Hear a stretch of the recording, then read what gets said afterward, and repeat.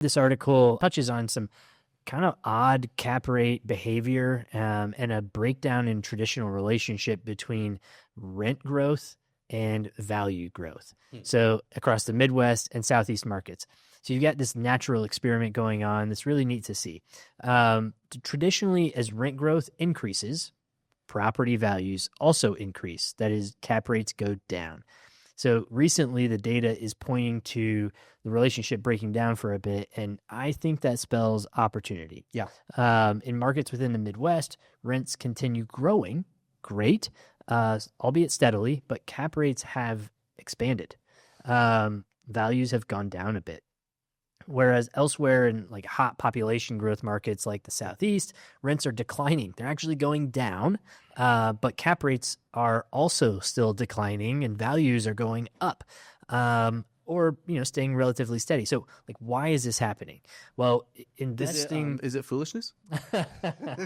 Well, investing comes down to really two emotions, right? First of all investing is placing bets, right? Yeah. But it'd be foolish to say that, there's no emotion involved, right? And the two emotions that drive investing are fear and greed.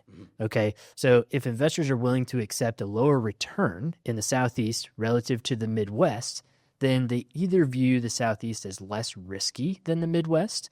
That would be the fear. Yeah. Or they believe that it will have a significantly higher appreciation. That would be the greed. Do you think that that there's some element of like, yeah, you could be right, but if everyone else is wrong, that if everyone else is betting on like the foolishness, it doesn't matter if you're right. You know what I mean? Yeah, no, that's right. I mean, that's kind of the other side to this coin is kind of the herd mentality, the FOMO, fear of missing out. Yeah. Right. That kind of happens here. So, for now, there's really no debate, right? The population growth that's been happening in the Southeast has been impressive, and it is drastically outpacing the Midwest.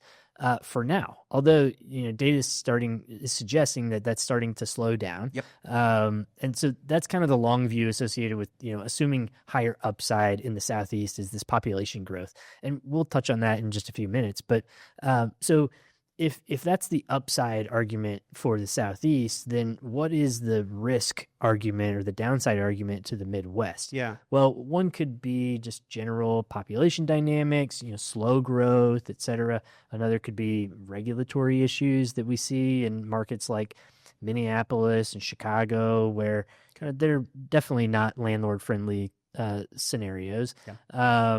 They happen to be relatively high rent growth at the moment too. They are, absolutely, because of the that supply issue, right? Yeah. But here in good old Indiana, we're just plugging along nicely with moderate population growth and business-friendly atmosphere. So what does this all mean, right? What does this breakdown in the traditional relationship mean? Well, to me, it means arbitrage.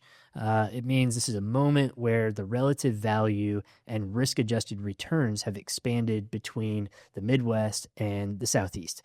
And I think the Midwest is actually less risky than the Southeast right now in general. So I think this breakdown in this traditional relationship between rent growth and values is driven more by this herd mentality and fear of missing out. I was speaking with a large fund manager yesterday, and he said they can't find the cash flow that meets their targets in any other market except for the Midwest right now. And he, lamented that he didn't think it was going to take very long for the rest of the country to figure this out. So now Did you ask if you could quote him? He didn't. That's why he's remaining anonymous. Yeah. Okay. Good. So, but I think that this relationship is really predicated on this population growth narrative that's occurring in the Southeast.